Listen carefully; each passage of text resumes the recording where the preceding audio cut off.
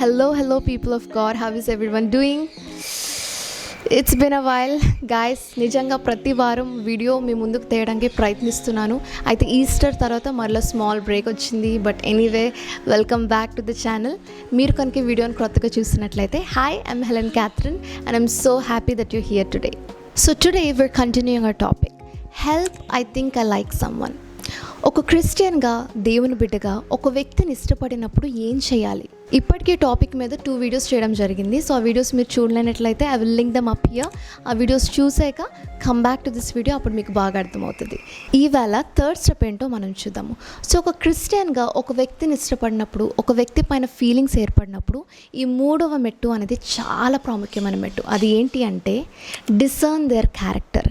వారి స్వభావాన్ని పరిశీలించుట. ఎలా పరిశీలించాలి, ఎలా డిసర్న్ చేయాలంటే బైబిల్ ద్వారా. బైబిల్లో మనం చూస్ చేసుకోబోయే పార్ట్నర్ ఎలా ఉండాలో చాలా ప్రిన్సిపల్స్ రాయబడ్డాయి. కానీ మనము 2 ప్రిన్సిపల్స్ మాత్రమే చూస్తున్నాం. ఆల్రెడీ ఫస్ట్ ప్రిన్సిపల్ లాస్ట్ వీడియోలో చెప్పాను. ఈరోజు సెకండ్ ప్రిన్సిపల్ ఏంటి అంటే examine the fruit of their life. వారి జీవితంలో ఉన్న ఫలాలను పరిశీలించటము. బైబిల్లో ఒక మాట ఉంటుంది, అదేంటంటే by their fruit you will recognize them. వారి ఫలముల వలన వారిని మీరు తెలుసుకొందురు. Young people, this is very very important. ఒక వ్యక్తి ఎలాంటి వాడో మనకి తెలియాలంటే ఆ వ్యక్తిలో ఉన్న ఫలములు లేకపోతే ఫ్రూట్స్ ఏంటో మనం తెలుసుకోవాలి. ఇక్కడ ఫలములు అంటే వారి క్రియలు లేదా యాక్షన్స్ అని అర్థం. చూడండి యంగ్స్టర్స్, చాలాసార్లు అవతల వ్యక్తి మాటలకు, అందానికి, బయట కనిపించే ఆర్భాటానికి మోసపోవచ్చేమో కానీ there actions will reveal there true nature. వారి క్రియలు, వారి ఫలములు వారి నిజ స్వభావాన్ని బయట పెడతాయి. వారు దేవుని యందు భయభక్తులు కలిగిన వారైతే, దేవుని ప్రేమించిన వారైతే ఖచ్చితంగా మంచి ఫలము కనిపిస్తుంది, మంచి క్రియలు కనిపిస్తాయి. అందుకే దేవుని వాక్యం చెప్తుంది, మంచి చెట్టు మంచి ఫలాలను ఇస్తుంది, కానీ చెడ్డ చెట్టు చెడ్డ ఫలాలను ఇస్తుంది. మీరు ఇష్టపడిన వ్యక్తి గాడ్లీ పర్సన్ అయితే, మీరు ఇష్టపడిన వ్యక్తి దైవికమైన వ్యక్తి అయితే, బైబిల్ ప్రకారం ఆ వ్యక్తి జీవితంలో ఖచ్చితంగా ఆత్మఫలాలు అనేవి కనిపిస్తాయి. ఆత్మఫలాలు ఏంటో మనకి తెలుసు. Love, joy, peace, patience, kindness, goodness, gentleness, self control, faithfulness, ఇవన్నీ కూడా కనిపిస్తాయి అన్నమాట. ఒకసారి ప్రశ్నించుకోండి, మీరు ఇష్టపడిన వ్యక్తికి సెల్ఫ్ కంట్రోల్ అనే ఆత్మఫలం ఉన్నదా? లేకపోతే ఈస్ హీ రషింగ్ థింగ్స్, ఎప్పుడు కూడా రష్ చేస్తూ ఉన్నాడా? మీరు ఇష్టపడిన వ్యక్తికి పేషెన్స్ అనే ఆత్మఫలం ఉన్నదా? నీ కొరకు దేవుని సన్నిధిలో కనిపెట్టే ఆ ఓర్పు అనే ఆత్మఫలం ఉన్నదా? లేకపోతే వెంటనే ఇమ్మీడియట్గా ఫాస్ట్గా అయిపోవాలి, నెక్స్ట్ మెట్టుకు వెళ్ళిపోవాలి అనే ఆతృత తనలో ఉన్నదా? దేవునితో తనకున్న సంబంధం విషయంలో ఈజ్ హీ ఫెయిత్ఫుల్, నమ్మకత్వం అనే ఆత్మఫలం తనలో ఉన్నదా? లేకపోతే చిన్న విషయాల్లో కాంప్రమైజ్ అయిపోతూ రాజీ పడుతున్నారా? అందుకే దేవుని వాక్యం చెప్తుంది కదా, వారి ఫలములను బట్టి వారెవరో మీరు తెలుసుకుందరు. By their fruit you will know their true nature. మనం అనొచ్చు కదా, నో బడీ ఈజ్ పర్ఫెక్ట్ అని. But this is not about perfection. ఒక్కసారి మనం ఆలోచిస్తే మన అందరిలో కూడా లోపాలు ఉంటాయి. ఎక్కడో దగ్గర మనం తప్పు చేస్తాం, ఎక్కడో దగ్గర వి మిస్ ద మార్క్. కానీ ఎప్పుడైతే ఆ వ్యక్తి అదే తప్పుని మరలా చేస్తా ఉంటాడో, ఇంకా దాని లోపం అనరు, దాన్ని ఏమంటారంటే క్యారెక్టర్ ఇష్యూ అంటారు. అది వారి స్వభావము. కాబట్టి if you see a bad fruit, మీరు ఇష్టపడిన వ్యక్తిలో చెడ్డ ఫలాన్ని మీరు చూస్తున్నట్లయితే, లేకపోతే ఆత్మ ఫలాలే మీకు కనిపించకపోతే, this is God telling you it's a big no. Let him go, let her go. ఆ వ్యక్తిని వదిలిపెట్టండి. ఆ వ్యక్తి పైన మీకున్న ఫీలింగ్స్ని దేవుని సన్నిధికి సమర్పించుకొని ఈ సంబంధాన్ని, లేకపోతే ఈ కనెక్షన్ని, ఈ అట్రాక్షన్ని మీరు కట్ చేసుకోవడమే మనము చేయగలిగే శ్రేష్టమైన పని. Now let's go to the next point. ఈ వీడియోని ఇంతవరకు మీరు ఎంజాయ్ చేస్తున్నట్లయితే hit that like button. So ఈ వీడియో అనేక మందికి వెళ్తుంది. Let's jump in to the next point. So ఒక వ్యక్తిని ఇష్టపడిన తర్వాత మొట్టమొదటిగా మీరు దేవుని దగ్గరికి ఈ సంగతిని తీసుకొని వెళ్ళారు. తర్వాత దేవుని సన్నిధిలో మీరు వేచి ఉన్నారు. తర్వాత వారి స్వభావాన్ని మీరు పరిశీలించారు. 4వదిగా the most important, I know ప్రతి పాయింట్కి కూడా ద మోస్ట్ ఇంపార్టెంట్ అంటున్నాను, because these are literally life savours.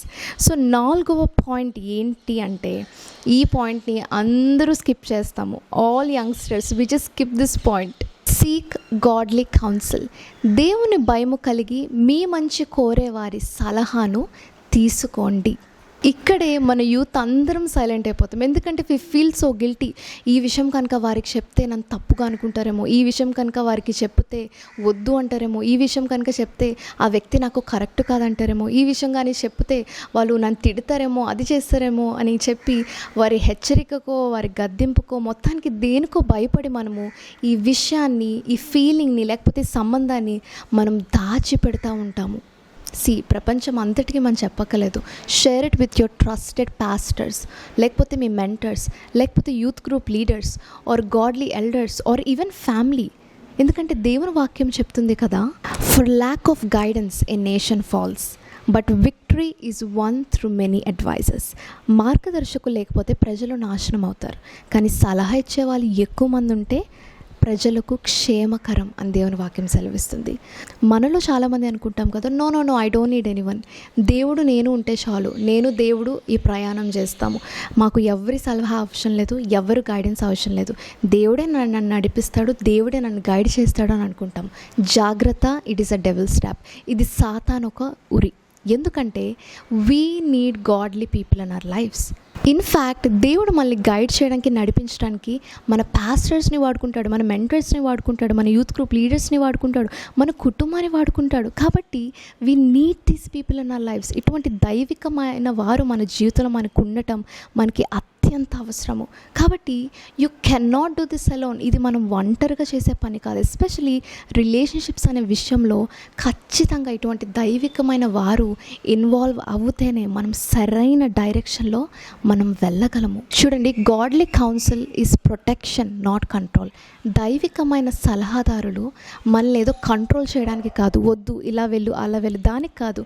దైవికమైన సలహాదారులు దేనికి అంటే మనలను భద్రపరచడానికి. ఒక వ్యక్తిని మనం ఇష్టపడినప్పుడు ఆ వ్యక్తిలో ఉన్న మంచినే చూస్తాం, ఆ వ్యక్తిలో ఉన్న హైలైట్స్ మాత్రమే చూస్తాం.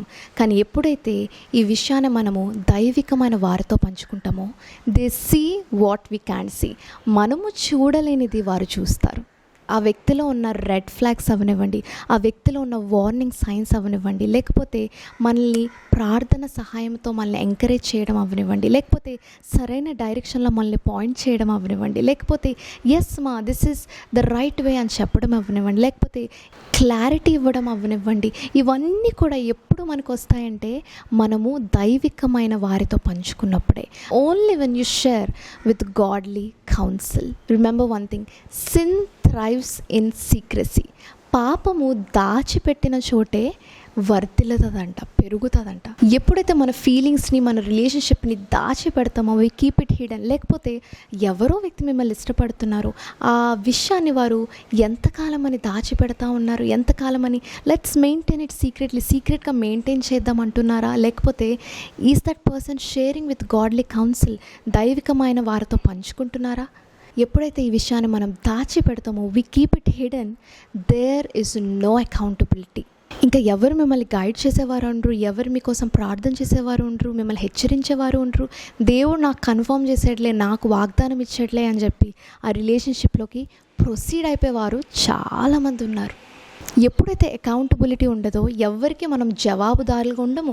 ఇంకా మన ఇష్టం, మనం పెట్టుకున్న బౌండరీస్ అన్నీ కూడా, మనం పెట్టుకున్న సరిహద్దులు అన్నీ కూడా మనం క్రాస్ చేస్తాం. ఆల్రెడీ బౌండరీస్ గురించి మనం మాట్లాడుకున్నాం కదా, spiritual boundaries, emotional boundaries, physical boundaries. ఈ సరిహద్దులు అన్నీ కూడా మనం క్రాస్ చేసేస్తాం. ఎందుకంటే దేవుడు నాకు చెప్పేట్లే, దేవుడు నాకు కన్ఫర్మ్ చేసేట్లే అనుకొని చాలామంది ఇటువంటి తప్పు డైరెక్షన్లో వెళ్ళిపోతూ ఉన్నారు. ఇంకా అన్నెసరీ టెక్స్టింగ్స్, ఫోన్ కాల్స్, ఎవరికి చెప్పకుండా బీచెస్కి వెళ్ళడం, రూమ్స్కి వెళ్ళడము, పాపపు క్రియలు చేయటము. Remember youth, personal conviction is not enough. You need confirmation from godly council. వ్యక్తిగతంగా నిశ్చయించుకుంటే సరిపోదు. వ్యక్తిగతంగా దేవుడు నాకు వాగ్దానం ఇచ్చేట్లే, దేవుడు నాకు కన్ఫర్మ్ చేసాడే అంటే సరిపోదు. దైవికమైన వారి నుండి, అంటే మీ కుటుంబం అన్నా, మీ పాస్టర్స్ అన్నా, లేకపోతే మీ యూత్ గ్రూప్ లీడర్స్ అన్నా, వారి నుండి కన్ఫర్మేషన్ అనేది మీకు ఉండడం చాలా అవసరం. మీరు అనుకోవచ్చు ఇంత పెద్ద ప్రాసెస్ అంటే, yes, this is not an easy thing. ఇదేదో సామాన్యమైన సులువైన విషయం కాదు. This will eventually lead to marriage. ఇది వివాహానికి దారితీస్తుంది. వివాహము చాలా ప్రాముఖ్యమైన విషయము. కాబట్టి ఇటువంటి ప్రాముఖ్యమైన విషయము మనం ఒంటరిగా నిర్ణయం తీసుకోవడానికి కాదు. ఎప్పుడైతే దైవికమైన వారి దగ్గరికి వెళ్ళి పాస్టర్ గారు దేవుడు నన్ను ఇలా నడిపిస్తున్నాడు అనిపిస్తుంది, దేవుడు ఈ వ్యక్తి తన చిత్తంలో ఉన్న వ్యక్తి అంటున్నాడు అనిపిస్తుంది అని ఎప్పుడైతే మీ ఫీలింగ్స్ మీరు పంచుకుంటారో వారు మిమ్మల్ని సరైన డైరెక్షన్లో నడిపిస్తారు. కొంతమంది అనొచ్చు no this is not wise, ఇది సరైనది కాదమ్మా అని వారు చెప్పచ్చు. కొంతమంది అనొచ్చు ఎస్ గాడ్ ఈజ్ లీడింగ్, దేవుడు ఇలాగనే లీడ్ చేస్తున్నాడని చెప్పచ్చు. కొంతమంది అనొచ్చు కదా యూఆర్ నాట్ రెడీ, ఇంకా నువ్వు రెడీగా లేవనొచ్చు. కొంతమంది అనొచ్చు that person is not ready అని. సో ఇవన్నీ కూడా మనకి తెలియకపోతే మనం తప్పుదారిలో వెళ్ళిపోతాము. ఎవెన్చువల్లీ మన జీవితము నాశనంలోకి వెళ్ళిపోద్ది. కాబట్టి వారు ఇచ్చిన సలహాని మరలా మన ప్రార్థనలో పెడితే దేవుడు రైట్ డైరెక్షన్లో మనల్ని తీసుకొని వెళ్తాడు. సూట్ అయిన మార్గంలో, కరెక్ట్ అయిన మార్గంలో, అంటే ఆయన చిత్తం అనే మార్గంలో దేవుడు మళ్ళీ నడిపిస్తాడు. And now the next exciting step ఏంటో మీరు తెలుసుకోవాలంటే tune in for the next video. Yes it's coming on Thursday వస్తుంది కంపల్సరీగా. So tune in. ఈ వీడియోని మీరు ఇంకా లైక్ చెప్తే లైక్ చేయండి, share it with your friends and do subscribe. And I'll meet you next Thursday.